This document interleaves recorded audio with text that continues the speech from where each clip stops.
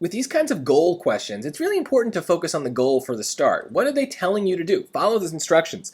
In this case, we want to introduce the argument made in the next sentence. So you'll see here that the underlined sentence is in the middle and I've included a sentence on either side, but in reality, the question is telling us really to just focus on that second sentence. And again, what's it about? Let's really focus on it and try to get a main idea.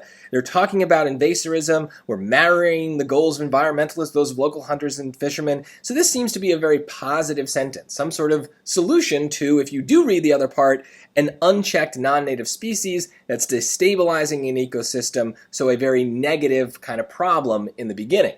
Now, if we look at the choices, I think two of them right away seem really, really bad. Choice C doesn't really talk about anything at all. Scientists and politicians can continue to ignore the problem that invasive species present. Well, yeah, that's kind of what the first sentence says. So maybe you'd pick that if you didn't follow the instructions in the question and you weren't focused on the last sentence of this paragraph. But this is just not really adding anything to the paragraph at all.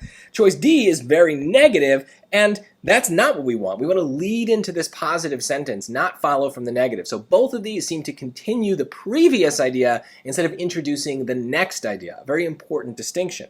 Now, between B and A, they both do talk about this idea of invasivorism, kind of.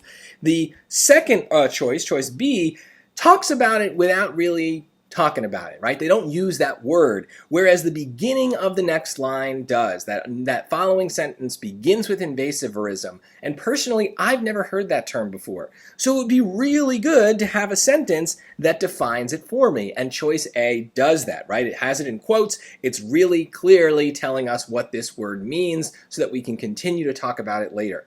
So that's a very common thing on the writing section. You very often involve definitions in these ideas questions. So pay attention to the words, see if you need a definition to better understand a concept that's talked about in the rest of the passage.